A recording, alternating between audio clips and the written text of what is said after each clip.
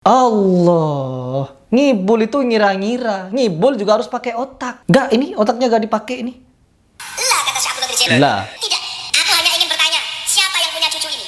Bertanya siapa yang punya cucu ini. Kepentingannya membangkitkan orang mati, cuma ingin bertanya siapa yang punya cucu ini.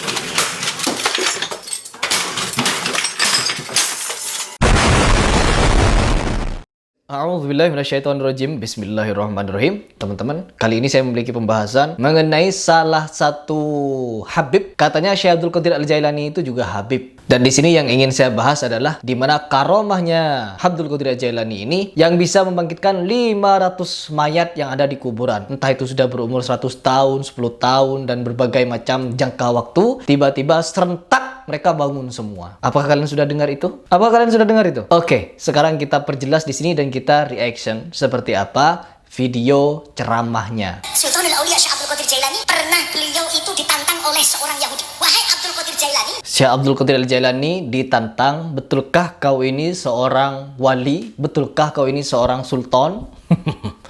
Di sini dijawab nih sama Syekh Abdul Qadir Jailani. Betulkah engkau ini adalah seorang wali? Betulkah engkau ini adalah seorang sultan? Seorang ratunya wali? Ratu, ya, ratunya wali ya.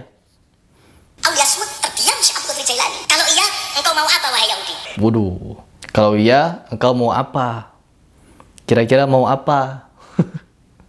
Ya Syekh Abdul Qadir Jailani, tolong tunjukkan kepadaku. Di sebelah sana ada kuburan besar. Oke, di sebelah sana ada kuburan besar. Kuburan yang sekitar 500 orang tadi yang saya ceritakan. Kira-kira mau diapakan?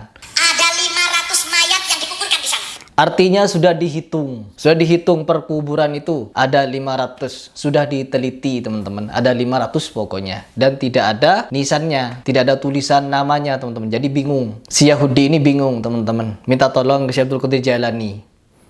Kalau engkau memang rajanya wali, mestinya engkau tahu siapa datukku. Oke, jadi nanya kepada wali teman-teman.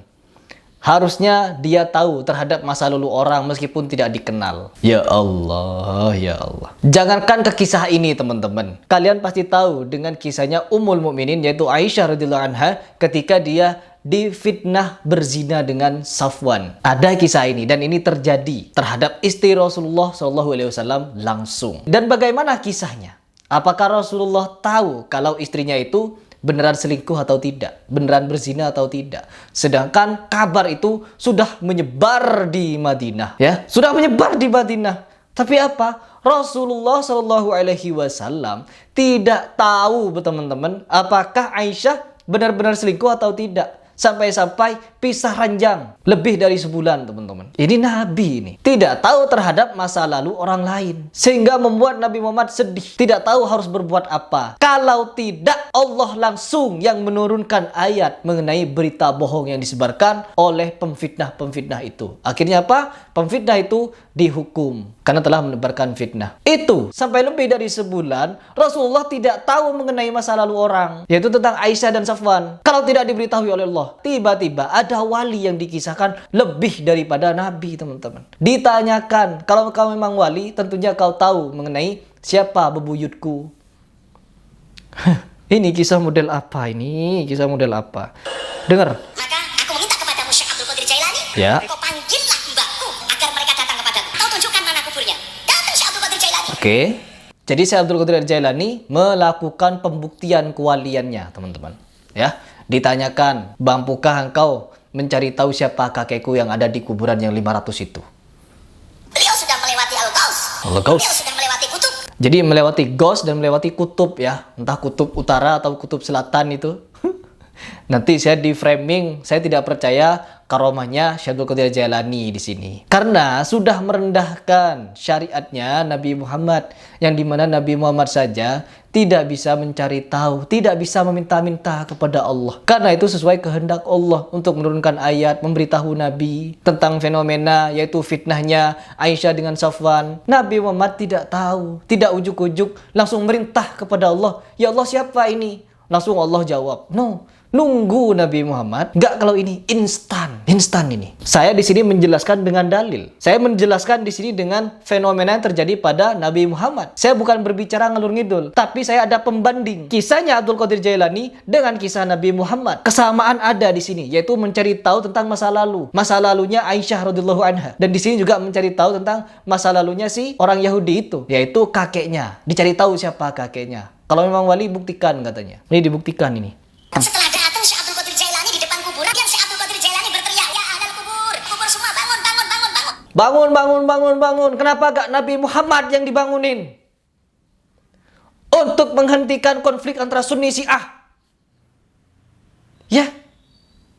Sejak konflik yang dibuat oleh Abdullah bin Sabah, yaitu orang yang berperan di dalam pembentukan Syiah, harusnya Nabi Muhammad dibangkitkan waktu itu juga untuk mencegah perpecahan antara Sunni dan Syiah. Kalau perlu, Syekh Abdul Qadir Jailani pergi ke Arab, pergi ke makamnya Nabi, bangun-bangun Nabi Muhammad, bangun-bangun semua para sahabat, makam Baqi disuruh bangun semua itu. Agar apa? Agar tidak terjadi perpecahan di antara para umat. Suruh bangun dulu bentar untuk bersabda Nabi Muhammad, habis itu mati lagi, masuk ke kuburan lagi. Ini memang tidak masuk di akal. Mau ngambil di dalil mana yang mau dipakai? Apakah dalil Nabi Isa yang bisa membangkitkan orang mati? Apakah dalilnya Nabi Ibrahim yang burung-burung itu dicincang, dipisah lalu hidup kembali? Apakah itu yang mau dipakai? Lebih ini teman-teman, bukan cuma sekedar dicincang, tapi tulang belulang yang sudah ratusan tahun dikuburkan bangkit kembali. Bukan cuma satu mayat, tapi 500 mayat yang dibangkitkan.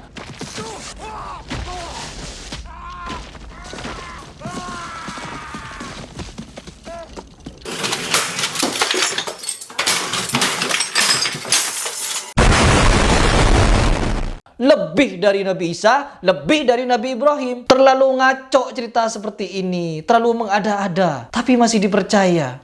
Inilah orang-orang awam di Indonesia ketika mereka mendengar cerita-cerita luar biasa seperti ini, meskipun tidak berlandasan dengan Quran dan hadis, meskipun hanya dibuat oleh orang-orang tak bertanggung jawab, dipercayai dengan kesaktian-kesaktian seperti itu. Yang lebih hebatnya, tanpa meminta izin kepada Allah, langsung, "Hoi, orang-orang di kuburan, wahai ahlul kubur, bangun, bangun, bangun, bangun 500 mayat." Coba kita simak. Bangun ahli kubur semua itu. Setelah bangun semua, ada satu orang mendekat Syekh Abdul Qadir Jailani. Oke, siapa itu yang mendekat dari belakang? Siapa? Sudah tinggal tulang belulang kah? Bangun. Dan ingat ya teman-teman, lebih parahnya di sini yang meninggal bukan orang Muslim, tapi orang Yahudi. Artinya apa? Mau dipercaya masih. Bangun kalian yang sudah terlena dengan doktrin-doktrin habaib ini, atau doktrin-doktrin kisah-kisah wali ini. Bangun ayo. Jangan mau dibodoh-bodohi dengan cerita-cerita seperti ini. Ini fitnah kepada Allah. Ini fitnah terhadap kisah-kisah para wali teman-teman. Wali itu bukan seperti ini. Wali itu meneruskan ajaran Rasulullah. Al-ulama warasatul anbiya. Kalau ada orang yang berfatwa kalau ulama Islam ini lebih dari nabinya para Bani Israel, ini salah.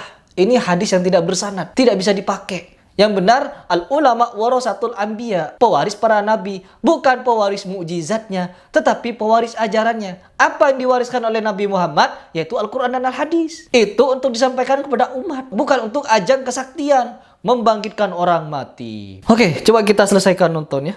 Kira-kira bagaimana kelanjutannya? Ya Syekh, apakah ini sudah hari kiamat? Engkau membangunkan kami semua? Aduh, jadi yang membangkitkan orang mati itu adalah Syekh Abdul Qadir Jailani, bukan Allah Subhanahu wa Ta'ala, teman-teman. Tiba-tiba nyadar dia, Syekh, apakah ini sudah kiamat? Katanya orang Yahudi. Apakah dia enak-enakan di alam barzah gitu? Dia rokok-rokokan di alam barzah sampai-sampai kaget dia. Oh, kok dibangunin saya dari kematian? Apakah ini sudah kiamat? Allah, ngibul itu ngira-ngira. Ngibul juga harus pakai otak. Enggak, ini otaknya gak dipakai ini.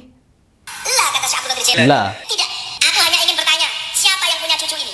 Bertanya siapa yang punya cucu ini. Kepentingannya membangkitkan orang mati, cuma ingin bertanya siapa yang punya cucu ini. Akhirnya dari belakang datang, Syekh, Saya enak. Jadi karena ini tidak bisa dibuktikan ya teman-teman, dan hanya cerita, jadi enak duduk nerima amplop ceramahnya seperti ini isinya. Bahkan itu bukan Allah yang membangkitkan. Syekh Abdul Qadir Jailani, ya ahlul kubur, bangun.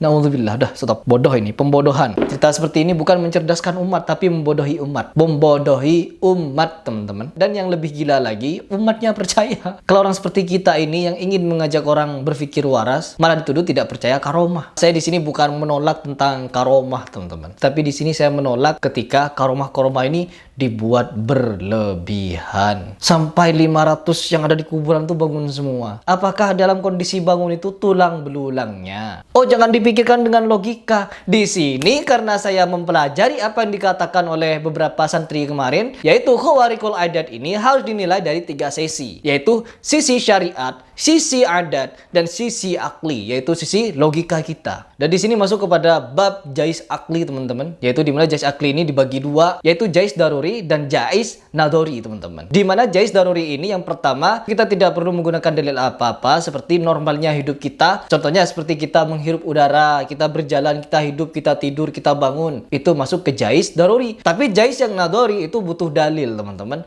Contohnya seperti Nabi Musa yang membelah lautan. Nabi Musa tongkatnya bisa berubah menjadi ular. Tidak ada yang tidak mungkin memang menurut hukum Allah, khawarikul adat. Tetapi kalau sudah membangkitkan orang mati, ya, membangkitkan orang mati tanpa perintah Allah pula. Kalau Nabi Musa melemparkan tongkatnya itu berubah jadi ular karena disuruh oleh Allah Subhanahu wa taala. Kalau Syekh Abdul Qadir Al-Jailani itu membangkitkan orang mati, itu apa disuruh Allah atau bagaimana? Karena ini memerlukan dalil sebenarnya. Butuh keterangan, butuh keterangan, bukan hanya sebatas itu. Saya tidak punya banyak komentar di sini, ya. Saya tadi sudah memberikan gambaran kepada kalian bahwa Nabi Muhammad saja meskipun diberikan keistimewaan oleh Allah yaitu berupa mukjizat, mukjizat tidak bisa digunakan seenak Nabi Muhammad. Kalau ini enggak, kalau wali enggak, Al-Ghaus, Al-Qutub, no, enggak perlu nunggu keputusan Allah. Langsung, hei walul kubur, bangun, gedap bers lah.